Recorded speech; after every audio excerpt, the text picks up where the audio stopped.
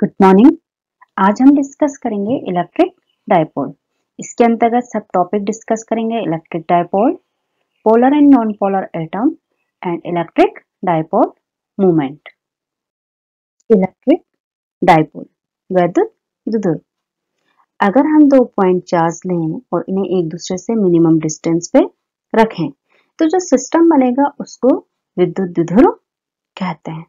परंतु यहाँ शर्त यह है कि जो 2 पॉइंट चार्ज हम लेंगे उनका मैग्नीट्यूड तो समान होना चाहिए, लेकिन उनकी प्रकृति समान नहीं होनी चाहिए। इसे हम इस डायग्राम द्वारा समझते हैं।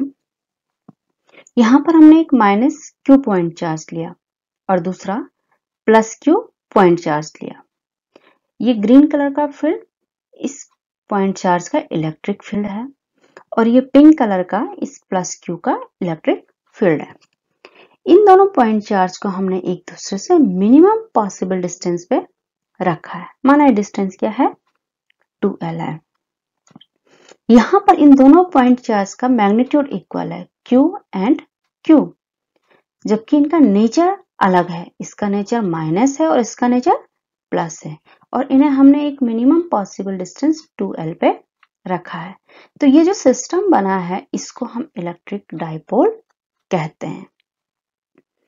अब यहाँ पे ये मिनिमम पॉसिबल जो डिस्टेंस है, अगर ये डिस्टेंस 2L से थोड़ा से भी कम हो जाए तो इस सिस्टम का कोई एग्जिस्टेंस नहीं होगा।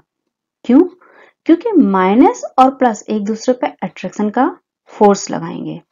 तो जैसे ही डिस्टेंस इससे थोड़ा से कम होगी तो ये दोनों एक दूसरे में मिलके उदासीन हो जाएंगे और उस कंडीशन में इस सिस्टम का कोई एग्जिस्टेंस नहीं रहेगा। इसलिए इलेक्ट्रिक डायपोल में एक मिनिमम पॉसिबल डिस्टेंस होनी जरूर है, क्योंकि इससे मिनिमम डिस्टेंस पे इसका एग्जिस्टेंस नहीं होगा और डिस्टेंस इसमें मिनिमम होनी है, अधिकतम नहीं, क्योंकि अधिकतम तो अनंत भी हो सकती है। डिस्टेंस क्या होनी चाहिए, मिनिमम, अल्पतम, जो कि पॉसिबल हो। तो ऐसा सिस्टम इलेक्ट्रिक डायपोल कहलाता है। डाई मतलब 2, पोल, तो 2 पोल यहाँ पे एक ध्रुव का काम माइनस चार्ज करता है और दूसरे का काम प्लस चार्ज करता है। तो इस प्रकार से इलेक्ट्रिक डायपोल अगर मैग्नीट्यूड में इक्वल और नेचर में अनइक्वल 2 पॉइंट चार्ज लें और उन्हें मिनिमम पॉसिबल डिस्टेंस पे रखें तो ये अरेंजमेंट जो है हमारा इलेक्ट्रिक डायपोल कहलाता है। इलेक्ट्रिक डायपोल मोमेंट, वैद्युत द्विध्रुव आघूर्ण, इसे हम एक डायग्राम की हेल्प से समझते हैं। यहाँ पे माइनस क्यू और प्लस क्यू 2 पॉइंट चार्ज लिए, दोनों का मैग्नीट्यूड इक्वल है, केवल इनके नेचर में डिफरेंस, एक माइनस है और एक प्लस है। इन दोनों पॉइंट चार्ज को हमने एक मिनिमम पॉसिबल डिस्टेंस पे अरेंज किया। माना वो डिस्टेंस कितनी है, 2L, इससे मिनिमम डिस्टेंस पॉसिबल नहीं है। तो ये सिस्टम क्या कहलाया, हमारा वैद्युत द्विध्रुव। अब क्योंकि इस वैद्युत द्विध्रुव के 2 पोल हैं, माइनस और प्लस, 2 ध्रुव हैं, तो दोनों अपने अपने ध्रुव के कारण, अपने अपने करैक्टर के कारण, ये प्लस है और ये माइनस है, इलेक्ट्रिक फोर्स जनरेट करेगा, जिसके कारण इसमें आघूर्ण उत्पन्न हो जाता है। अब चूंकि ये वैद्युत द्विध्रुव है, ये सिस्टम पूरा क्या है, वैद्युत द्विध्रुव, और इसमें आघूर्ण उत्पन्न हुआ तो इसलिए इसे वैद्युत द्विध्रुव आघूर्ण कहा, जिसे P से डिनोट करते हैं। और ये एक वेक्टर राशि होती है। इसकी जो डायरेक्शन है वो माइनस से हमेशा प्लस चार्ज की ओर होती है। तो जो वैद्युत द्विध्रुव आघूर्ण है, ये वैद्युत द्विध्रुव में किसी एक आवेश, कोई सा भी एक आवेश, क्योंकि दोनों आवेश जो इस द्विध्रुव में है उनका मैग्नीट्यूड इक्वल है, तो किसी भी एक आवेश और उनके बीच की दूरी के गुणनफल को कहते हैं। क्योंकि वेक्टर है तो इसकी डायरेक्शन जरूर होगी और डायरेक्शन हमेशा नेगेटिव से पॉजिटिव चार्ज की ओर होती है। यहीं से इसका फॉर्मूला निकल आता है। तो जो इसका फॉर्मूला है, vector P equal to Q into 2L। Q क्या है, एक आवेश, कोई भी एक आवेश, का मैग्नीट्यूड। हम इसे भी ले सकते हैं और इसे भी ले सकते हैं, माइनस और प्लस में से कोई भी ले सकते हैं, क्योंकि वैद्युत द्विध्रुव की शर्त ही यह है कि इन दोनों पॉइंट चार्ज का मैग्नीट्यूड इक्वल होना चाहिए। तो हम कोई सा भी क्यू इसमें ले सकते हैं। तो हमने क्या लिया यहाँ पे, एक मैग्नीट्यूड क्यू इनटू इनके बीच की डिस्टेंस हमने कितनी कंसिडर की है यहाँ पे 2L। तो ये हमने इसका फॉर्मूला ले लिया P equal to Q into 2L। इसकी यूनिट आ जाएगी, Q का जो मात्रक होता है कूलाम और L का मात्रक मीटर, तो यूनिट क्या आ जाएगी कूलाम मीटर। अब यहां से इसकी डायमेंशन हम निकालेंगे, तो डायमेंशन आ जाएगी, चार्ज की डायमेंशन होती है A T और लेंथ की डायमेंशन होती है L। एक साथ लिखेंगे तो ये हो जाएगा m⁻0 LTA, यानी वैद्युत द्विध्रुव आघूर्ण की जो बीमा है वो m0 LTA हो जाएगी। यहाँ पे हमने m को भी डिनोट किया है, जबकि m की बीमा 0 है, यानी ये इस बीमा में है नहीं, फिर भी लिखा है। इसलिए लिखा है क्योंकि m फंडामेंटल यूनिट की डायमेंशन है, मास की, द्रव्यमान की क्या है, डायमेंशन है, तो इसे हमने इसमें लिखा है। तो इस प्रकार से वैद्युत द्विध्रुव आघूर्ण की बीमा हो जाएगी m⁻0 LTA।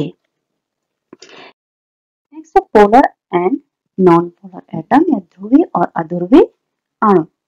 तो इसमें हम पहले अध्रुवीय अणु को देखते हैं, नॉन पोलर एटम को। इसे समझने के लिए एक सिंबॉलिक एटम यहाँ पे लिया है। इस एटम में एक धनावेश है और एक ऋणावेश है। अब जो ये धनावेश और ऋणावेश है ये इस एटम में इक्वली डिस्ट्रीब्यूटेड सभी भागों में। ऐसा नहीं है कि इस हिस्से पे पॉजिटिव चार्ज हो और इस हिस्से पे नेगेटिव चार्ज हो। ये दोनों चार्ज इक्वली क्या है, इस एटम में डिस्ट्रीब्यूट हैं। दूसरा, इस एटम में जो पॉजिटिव चार्ज है और जो नेगेटिव चार्ज है, इनके जो इफेक्टिव केंद्र है, इफेक्टिव सेंटर है, वो संपाती है, यानी एक के ऊपर दूसरे का सेंटर है, इफेक्टिव सेंटर। धनावेश के ऊपर ऋणावेश का या ऋणावेश के ऊपर धनावेश का। तो इस प्रकार के एटम जिनमें कि धनावेश एवं ऋणावेश समान रूप से क्या होते हैं, सभी भागों में डिस्ट्रीब्यूट होते हैं, फैले होते हैं, साथ ही इनका जो प्रभावी केंद्र होता है, इफेक्टिव सेंटर होता है, यह संपाती होता है।